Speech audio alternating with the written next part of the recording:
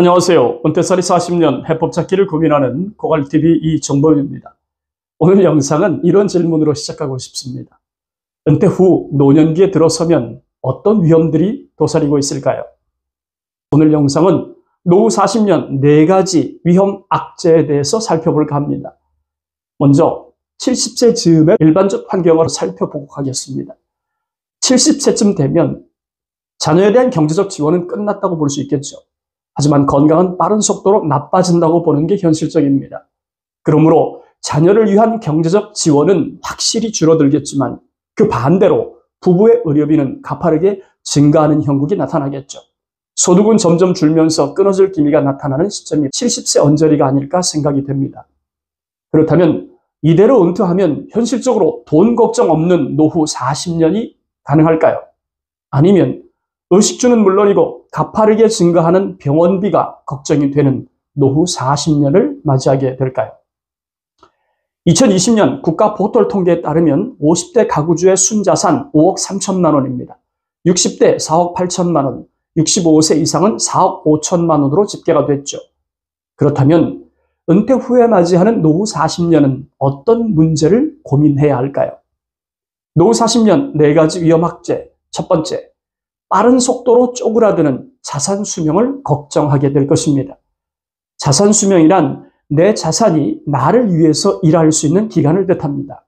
쉽게 말하면 내 자산으로 은퇴 후에 자식이나 주변 사람들에게 손 벌리지 않고 부부가 자립해서 생활할 수 있는 기간을 말하죠. 조선일보에 어느 50대 회사원의 인터뷰가 실렸는데 이런 내용이었어요. 숨만 쉬고 살아도 매월 200만 원이 순간 삭제되는데 지금 통장에 있는 현금만 갖고 퇴직해도 될지 걱정이 됩니다. 젊을 때 더 열심히 모아둘 걸 후회가 되네요. 경제적 자산 수명이 신체적인 평균 수명보다 길다면 돈 없이 오래 사는 무전장수 걱정은 하지 않아도 됩니다. 하지만 현실은 어떻습니까? 은퇴 자산을 아무리 많이 준비했어도 자산 수명이 평균 수명보다 짧다면 노후 파산 위험을 피하기 어렵습니다. 그 이유는 자산 수명을 갉아먹을 위험이 무엇인지 모르고 살아가기 때문이죠. 지극히 당연한 이야기지만 인생 후반기는 수중에 돈이 있느냐 없느냐에 따라서 삶의 질이 확연하게 달라질 것입니다. 60세 은퇴자의 예를 들어볼까요? 은퇴 후에 자가주택 5억 원, 금융자산 5천만 원으로 매월 300만 원씩 생활비를 쓴다면 몇 년이나 버틸 수 있을까요? 단순하게 계산을 해도 약 15년이 지나면 자산은 영원이 됩니다. 그러니까 75세 즈음에 빈털터리가 된다는 뜻이겠죠. 평균 수명은 83.5세를 넘고 있는데 75세에 빈털터리가 된다면 약 8.5년은 돈 없이 버거운 노후를 보내야 하는 상황이 벌어집니다. 이런 상황에서 부부 중 한 사람이라도 치매 같은 중병에 걸린다면 자산이 감소되는 속도는 제트 엔진을 달고 추락하는 꼴이 되지 않겠습니까? 그렇다면 이런 질문이 가능할 것 같습니다. 은퇴 후에 자녀를 위한 경제적 지원, 과감히 끊어낼 수 있을까요? 부부 모두 위험한 질병이 발생하지 않는 건강한 노후를 기대해도 될까요?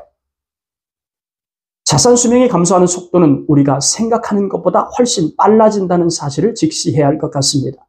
아무리 생각해도 일하는 노후가 건강도 챙기고 자산 감소 속도를 늦추는 특효약이라는 생각이 떠나질 않습니다. 노후 40년 4가지 위험 악재. 두 번째, 고물가 저소득입니다. 은퇴 이후에 노년기 소득은 예측 불가 상황이라고 보는 게 정확하겠죠. 이런 상황에서 물가는 노년기 삶을 옥죄는 주된 요인이 될 것입니다. 일본에서는 전기요금을 아끼기 위해서 밤에 손전등으로 생활하는 연금 생활자들이 적지 않답니다. 한 달 연금으로 한화로 약 62만 원을 받는 어느 노인 여성은 한 끼 식사를 주먹밥으로 해결할 만큼 버거운 노후를 보낸다는 거죠. 비단 이런 현실이 일본 노인들만 해당하는 일이라고 생각할 수 있을까요? 노후 40년 4가지 위험 악재. 셋째, 노후 파산 폭탄이 터질 수 있습니다. 자산이 감소하는 속도와 노후 파산은 상당한 연관성이 있죠. 특히 노년기에 자산을 감소시키는 요인으로 4가지를 꼽을 수 있는데 생활 불안, 소득 불안, 건강 불안, 주거 불안으로 인한 비용 지출이 대표적입니다. 그 중에서도 건강 불안이 가장 큰 문제죠. 이는 장기적으로 목돈이 지출되는 위험과 연결되기 때문입니다. 통계청에서 발표한 2020년 생명표에 따르면 70세 남성이 90세까지 살아남을 확률은 27.4%, 여성의 생존 확률은 48%라고 발표를 했어요. 그러니까 70세 이상 남성은 약 3.65명 중에 1명이, 여성은 2명 중에 1명이 90세까지 산다고 볼 수 있죠. 뿐만 아니라 이분들이 100세까지 살아남을 확률도 남성은 1.6%, 여성은 5.4% 이루고 있습니다.